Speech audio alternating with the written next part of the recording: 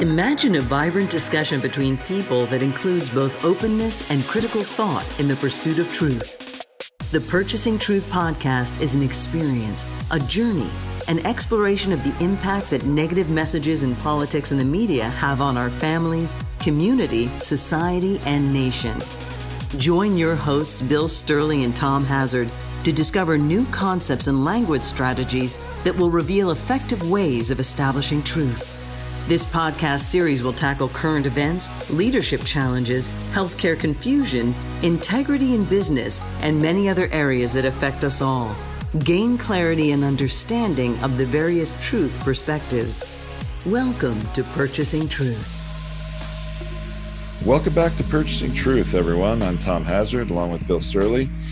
And, Bill, we left off last time teasing that we would talk about beliefs today and how they can purchase truth from ourselves, right? And we've had an interesting experience here in Southern California this week, and especially in my city. And I think it's a great jumping point for this discussion. I live in Orange County, California, and on Tuesday of this week, which was, I believe, the 14th of July, the Board of Education in Orange County voted that the children would return to school on time this fall, or meaning the schools would open, and they were not going to require teachers or students to wear masks. Right. And that was a bit of a shocking, somewhat unexpected vote, especially after the County of Los Angeles and the County of San Diego both said schools are not opening. It's going to be entirely distance learning this fall. Orange County, which tends to be more conservative, went a different way. Well, but then, so I'm a parent, and my wife and I are parents in this district. We have two children in elementary school, and we are wondering what's going to happen. Well, so the very next day, Wednesday, the 15th, our school district for our city, which has 36,000 students, we have a population of about 250,000 in our city, said that, yes, schools are going to open, but each district can make their own rules. And so what they've done here is they're saying all students and teachers will wear masks on school property at all times. However, they have offered three options for parents to choose. And it's interesting. So they put this out on the 15th, Wednesday. They're giving us from the 15th to Sunday the 19th to make a decision. And we have three options. Our children can either go back to school full time, in school 5 days a week. Now, of course, there's all new protocols, practices about wearing masks, how many students are in class, proper social distancing, all new protocols. Or second option is you have what they're calling a hybrid model, where your child would be in school 2 days a week, and it's either going to be Monday, Thursday, or Tuesday, Friday. With Wednesday, none of these students would be in school. So you're in school 2 days a week, and then, virtual learning, distance learning the other 3 days of the week. And the third option is completely virtual learning, not in school at all. And there are lots of interesting things around this. Like if it's virtual learning, they told us you may not have a teacher for your child that's actually from your local elementary school. It might be a teacher actually from a different place in the district, but because they're virtual, it doesn't need to be from your school, and they're pooling all these virtual learners together differently. So anyway, my wife and I are trying to study and read up, absorb as much information as possible to make the best decision for our children. And what I realized as we're doing that is our own beliefs are playing a significant role, and in fact have to, because while I think the district's doing a very good job to doing their best to try to provide certainty around safety and around, learning and, and protection and all these things, they have not provided us enough information to have certainty around this. And we have to fall back on our own beliefs and make our own decision.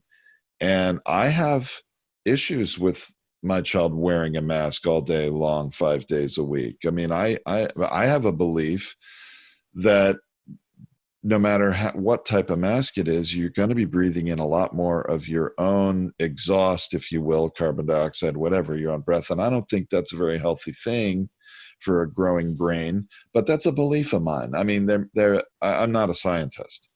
Yeah, that's the hard part about this is that when you get a belief that kind of runs the show, or a series of beliefs, it's like that old picture of the devil on one shoulder or the angel on the other shoulder. They start arguing each other because beliefs do that. Should I do this? Should I do this? But what about this? It's like, do that. If I do this, I go to hell. If I do this, I go to heaven. And you get the argument to take place. What has taken place in order to purchase truth is the pollution of the feeling of doubt or skepticism. That the quickest way to take out a fact is to put doubt and skepticism around the fact. It's kind of a hard thing to talk about, Tom, because then we're up to ourselves. We're divided. We become a divided person because you get two thoughts on one side. If you're able to rest on a certain need that's going to serve you, then what winds up happening, the decision becomes a lot easier. You ask yourself the question, if my kid got COVID and I could have prevented it, am I, as a parent, meeting my fundamental need of protection and safety for my kid? And the answer is no. Oh, and I have a serious fear of that. And, you and I think mentioned last time, we had a friend, a colleague who died of COVID-19 because his child got it outside the home and brought it home. And he was, a high-risk individual. He got COVID-19 and died. I have fear that it's interesting. I have competing beliefs here because I believe my child is not going to get as good an education listening or learning from home. I believe the distance learning is just too new. It's unproven. I don't think they've had enough practice doing it to know really what works effectively. I have this belief my child's not going to get as good an education learning at home as opposed to being in school. However, I also have this concern, belief/concern, because my wife had pneumonia once in her past. I mean, it's a decade ago, but she had pneumonia once. So once you have pneumonia once, you're more likely to get it again, and your lungs are somewhat compromised. So if I send my child to school to get a better education, or what I believe will be a better education in person, and then while I'm not as worried about my child getting ill, pardon me, while I'm not as worried about my child getting ill, seriously ill from COVID, I do worry that she'll bring it home to my wife. And then that would be a very dangerous situation. So, I mean, I'll talk about competing beliefs and trying to know what to do here. The need for safety and the need for protection. All we've got to do is play it out a little bit. All the person has to do it. The person that says no masks is and the good need that they're trying to get met: freedom, independence, choice. We don't want the government forcing us to do things, even if it's for our own good, even though it might save our life. It's not being mindful of the environment and what the role of the government is. The role of government has to do with protection of the people. Whether the person does it or not, that's still up to them. But the need for protection is really important. So how does one person get protection from another person's choice?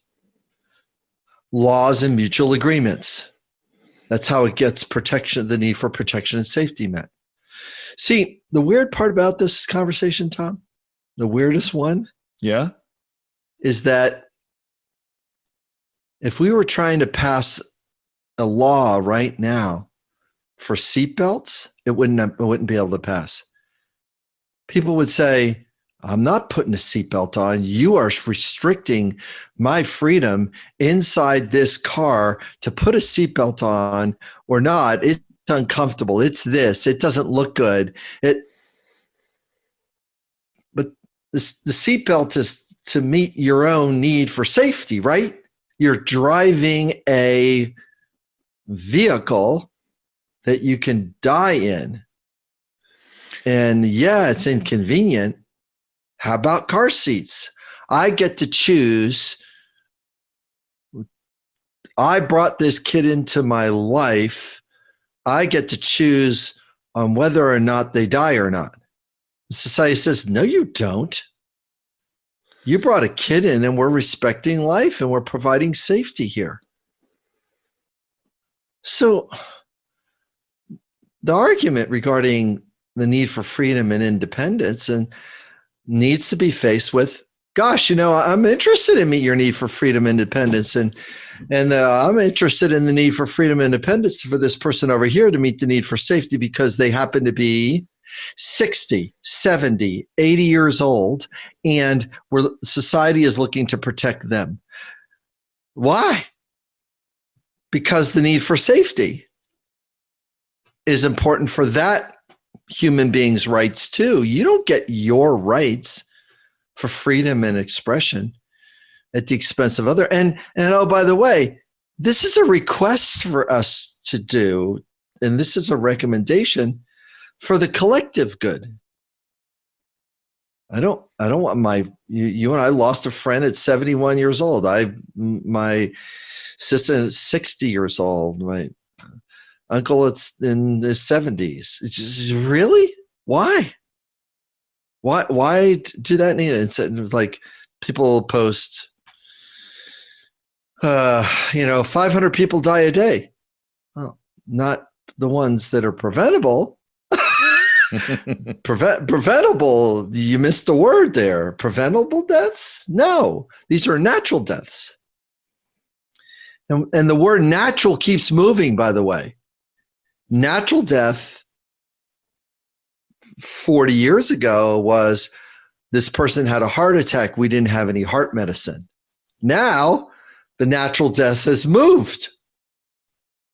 Well, where's truth in that? Truth is what value are we going to live by? Are we going to live by mutual respect, collaboration, and cooperation? Are we going to live by that value, or are we going to go to a cannibal mindset of cannibal capitalism? I'm going to eat you. My freedom is important. Whoever has the most money wins. Is that what we're going to do next? Because that's really unsettling as a nation if that's the choice. It's very unsettling stuff. I'm sure this seatbelt thing brought something up for you. It's like a little weird, isn't it? Yeah, I'm thinking about that. And as you said it, and I'm like, wow, wonder what it was like. I mean, I remember hearing from my parents back in the early 60s, there were no seatbelts. And then, some people had them put in their cars after the fact, after they were aftermarket, I guess you'd say. And there probably was a very different perspective because our parents and maybe our grandparents experienced so many people dying in automobile accidents at a much higher rate that we don't have awareness of today in 2020. And it's interesting to think about, Bill, maybe you're right. If people tried to pass, Congress tried to pass a seatbelt law today, never happened. It probably would really struggle to get passed, but never happened because the context or the belief is there that, well, I don't know anybody who's died in a car accident or even gotten injured in a car accident. Well, cars are a lot different today than they were then. There's a lot more safety features, seatbelts, airbags, side curtain airbags. I mean, things amazing. Unbelievable. Right? Unbelievable. So, I mean, the big thing that Trump's touting is the rollback of regulations. You know what? Let's roll back the regulations for car seats. Let's roll back the regulations for seatbelts. Let's roll back the regulations for airbags. That'll save the auto company a lot of money. They can make a lot of more profit there if they didn't have to put those things in there. See the person's belief structure. This is how truth is getting hijacked. Is that the belief structure is that's being promoted through various different marketing, social outlets, social media sites, is that truth has been purchased away from the person. They don't even know that their need for freedom is being put ahead of the need for collaboration and cooperation for others. It's like, well, I don't care about them. Well, you don't care about the person that died? You mean you're only going to care when someone you know passes? That's what happened to Ronald Reagan. Ronald Reagan didn't care about AIDS until his friend Rock Hudson got it. Then it's like, wait a minute, it took out one of my icons and one of my friends. And then all of a sudden he did something about it. And they go like, well, it's going to look bad because now Rock Hudson has died. And now what other famous celebrities? And some of the big celebrities that came up and passed because of it, all of a sudden it raised to the awareness.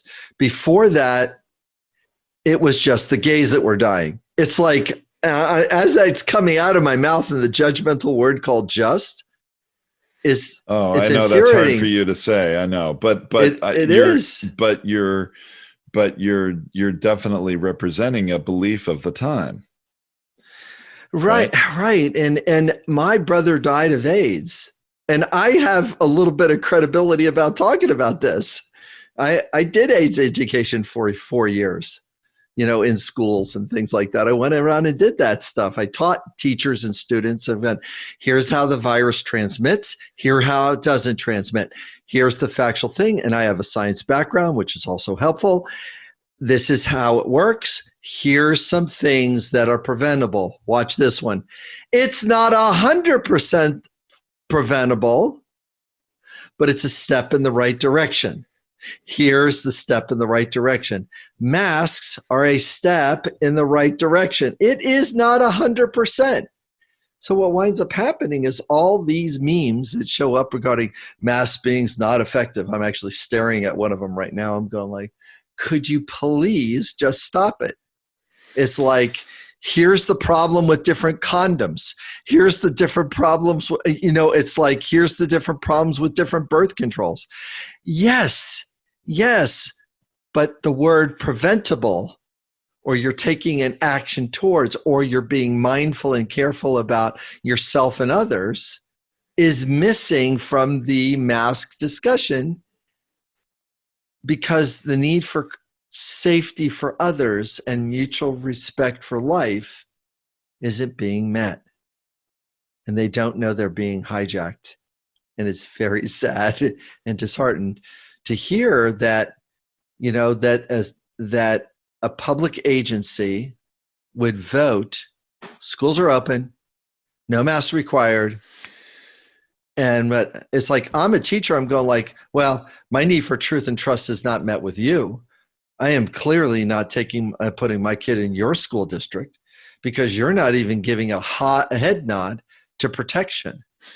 Yeah, it was a bizarre ruling. And I think maybe I said earlier, it was the, Orange County, health department, but it was the Board of Education. If I misspoke, sorry about that. But yeah, it was shocking the Board of Education made that decision. That's right. But really, it almost seems to me like they sort of passed the buck to the local districts, really. If they had made the ruling to require masks for everyone, then, they would have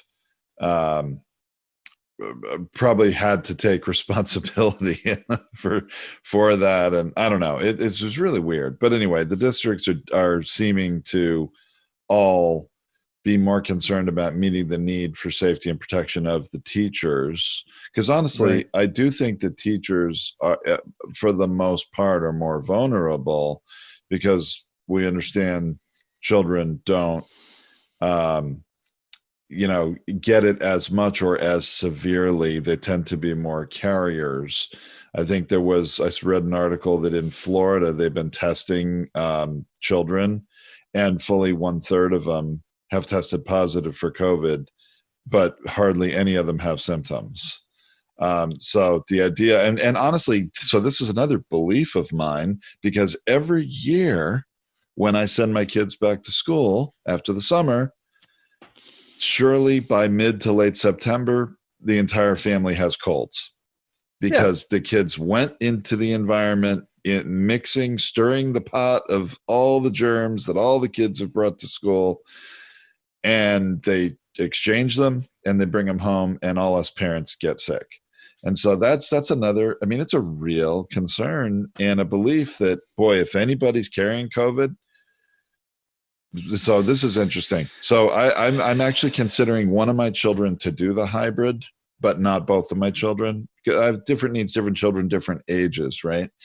My concern is that I have what's a 6th grader going in, who is going to last year of elementary school, and I am convinced at some point during the school year they're going to shut the school down and make everybody go virtual. That it's probably going to happen. It's probably going to happen.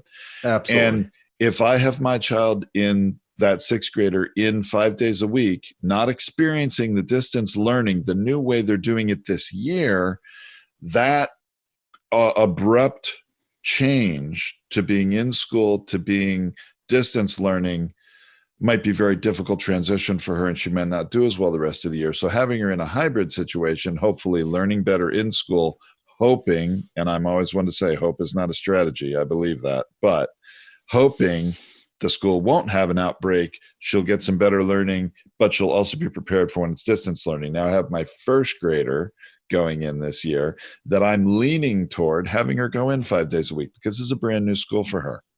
She went to kindergarten in another school. Now she's in a whole new school, 1st grade, doesn't know any of the kids, doesn't know the teacher, doesn't understand what it's like to be in a regular all-day learning environment. And I'm thinking, this child needs to be there in order to really get in, have the experience and start learning and meeting new kids, even with masks on. And that if she ends up being forced to go home full-time virtual learning during the school year, she's in 1st grade. We can manage that. What she needs to learn, we can probably give her support at home more easily than the 6th grader. And Stability. That's sort of my feeling currently, but I'm probably going to change my mind half a dozen times before I have to make this decision in 3 days. So do I sound Tom, exasperated? You are exasperated. Tom, do you like going on roller coaster rides? At Disney World? Yeah, I do. And when you go onto a ride, how many times do you go right again on the same ride? And do it twice? Not much, no. Right, because you did it once. I did it, right. So your body's looking to have the experience, but then return to stability, right? I would say yes. So human beings really kind of prefer a little bit more stability than they do being on the roller coaster ride all the time, right? I would say yes. Right. So think about the messaging to your kid. Well, we're going to go, but we're going to see how it goes. And if these things happen, there's not going to be stability. And am I going today? Am I not going today? Am I going today? Am I not going today? I'm going today. I'm not going today. I went yesterday. I want to go back. I can't go back. The school closed. Why? I want to go back. Oh my gosh. It's just like I'm picking my own damn needs, Tom.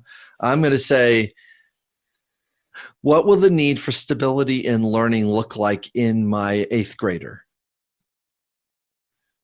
And can stability and health be met at the same time at the school? No, can't. Why? Because we don't have stability and health in the environment. We don't have the numbers called flatten the curve like New York does, like New Jersey does. Those other states have a flattened curve. California does not. Neither does Florida. Neither does Arizona, Texas, Arizona. Yeah. I mean, Arizona is. No, I mean, I do. I'm concerned it's very risky. On the one hand, I am. On the other hand, I know that risky is not. That's not the thing. That's not no. the problem. It's not the problem. Risk we can handle. Risk is fine because you know what the risk is getting on a roller coaster ride, right? Yeah, you're not going to die. You know the risk, right? You might. It's a low percentage, but I don't know. Let's put it into the, 8%, 9%, 10% risk. Your kid gets sick, and then your whole family gets sick, and you're out for a month. Just think about that little sentence. You are out for a month. Yeah. Yeah. I'm thinking about, 2 clients of mine that they got it. He was out in isolation for, the 2 weeks, hanging on, fighting through the disease on his own. Isolation. Then he had to close down all of his businesses. Then he had, it's like wreckage. Yeah, it is. I mean, the need for stability and certainty has got to come up to the top of the list. And the need for trust has got to come up to the top of the list. How do you get trust? Well, in the past, we could have got it from contact tracing. We'd have some trust that at least somebody was doing something to keep the wolf off the door. But that's not what's happening right now. How do you keep the wolf off the door? Okay, so the governor makes a declaration in California that masks are mandatory and schools are shut down. Why? That's his job. His job is protection. Same as seatbelts. It is something that will meet the need for safety. Yeah, there's a law about it, but most of the time people are not getting written up for not wearing their seatbelts. Just saying. The law's there so that the people have a marker about what mutual safety and what protection is going to look like. Well, you've often used the example of designated driver being something that was in the 80s that was I would say communicated through television series, right? And television dramas, and where there was messaging there that said, "Oh, why aren't you drinking?" "Oh, I'm the designated driver." And it was a subtle thing.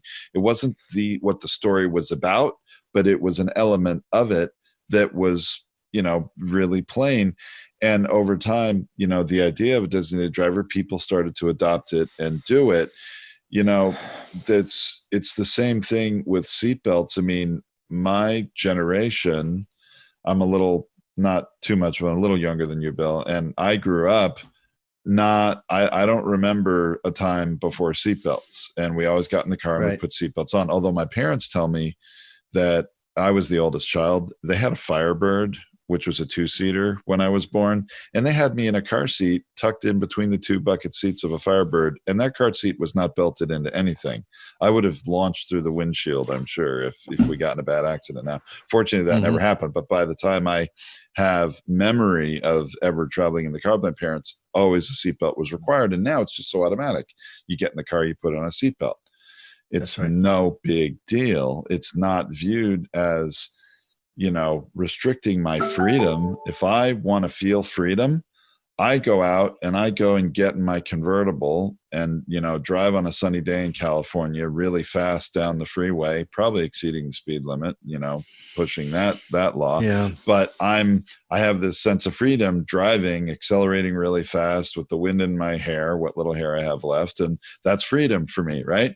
But wearing a seatbelt doesn't restrict my freedom. It's not, it's not taking away my liberty. It's not taking away liberty. It's something you're doing for your own behalf. It's something you're doing on the behalf of your kids. It's something you're doing on behalf of even others. Who wants to be a emergency worker trying to, deal with your dead body, going through a windshield? Who wants to do that? There's no health person that wants to say, well, this could have been prevented. But they chose not to wear, they didn't wear their seatbelt because, the need for freedom and liberty is so important to them. They chose to die for it. Boy, I really respect them for doing that. It's like, no, they're not. I don't think people say that. No, they don't say that. And it's like, I mean, the need for respect is not met for the person that's choosing to do a no mask narrative. For me, why is that? Because my belief is in alignment with consideration and kindness and cooperation for your fellow citizen. That's loyalty to a nation. It's not loyalty to, one person's narrative. It's like, what's the greater good? The greater good looks like flattening the curve. I just brought up on my screen the two different what do you call the charts or the projections for New York and California. Right. And it's clear. It's like New York has flattened the curve. They went through their trauma pattern. Their worst death date was April 2nd, 3rd, 4th. And then after that, they brought it down and now their curve is flat. I mean, it's just as predictable as possible, so. And how's California looking? California is the scope going up. I mean, I could share my screen if you want. It's a very, very quick thing to do. Yeah, sure. By all means. And so like this is what New York looks like. There's New York. I see that. Yeah. See the spike here. Oh my gosh. And so where's current time? Is that where the line goes dotted? That's where it is today. This is today. Wow. See, this is where they are today. This is where they are today. Whereas California is this one. Oh, that's pretty scary looking. That's the roller coaster you don't want to be on. Yeah, the top line is no masks. The bottom line is masks. But universal masks. I see. So see this up curve here? Yeah. Do you know why this is up? It's because we're entering into winter. And so guess where this next wave is? December, January, February. And that means we've been dealing with this thing for a year. Just in time for ski season again. And that's going to suck for me. Just by season. Yes, me too. I'm going like, wait a minute. No, don't take my ski season away. And guess what? I'm looking at this and then California. Well, what does that mean? Well, I guess I'm flying to New York to do skiing out there as if, those mountains are as good as Colorado, blah, blah, blah. Right. Yeah. Anyways, maybe not. But anyway. So maybe not. So see how the laughter goes. So the thing is that you can look at the projections and this is just by the numbers. Now, here's the weird part about it. The weird part about it is you want the news media covering this. You want the news media to say, what state are doing the best? Here's Florida. Florida's curve is not going to look great.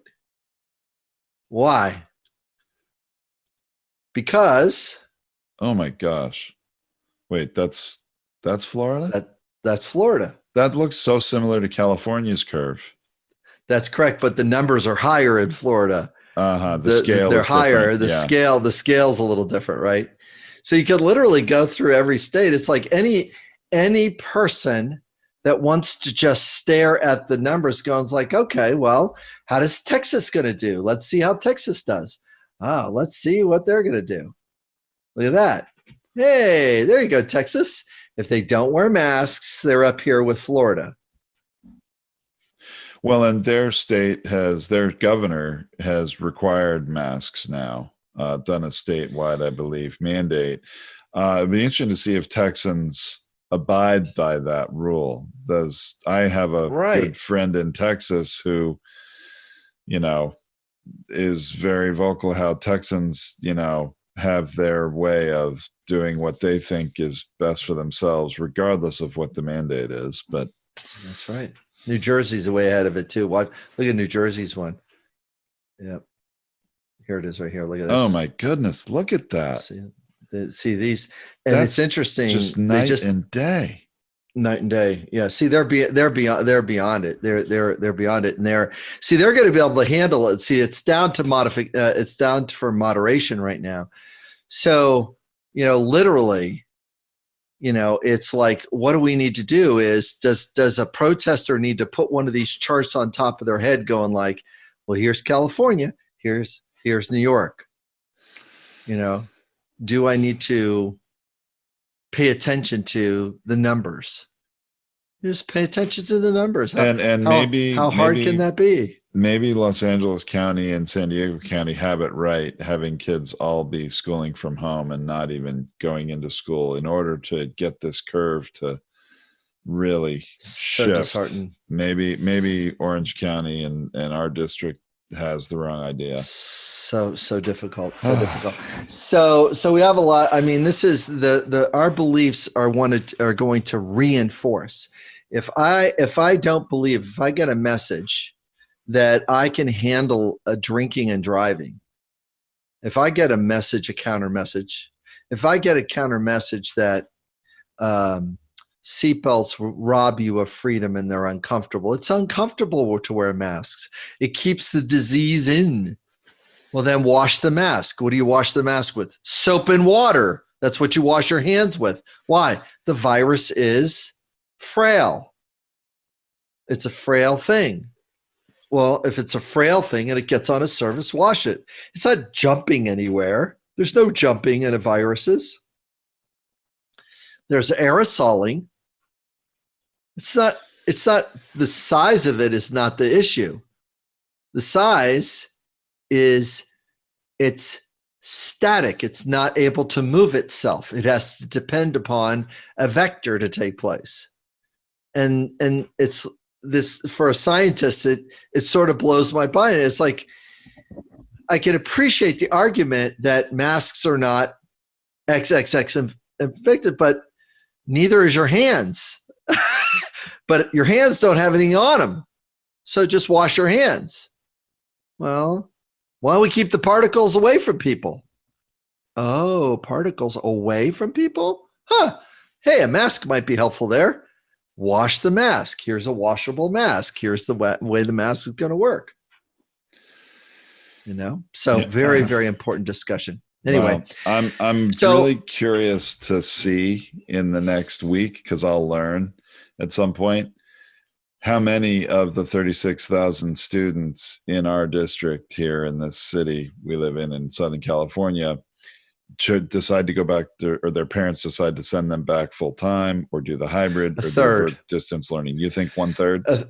A third to a fourth. And the reason why we know this to be true is that's where the voting is going. The voting is 1/3 of people are going to vote with Trump.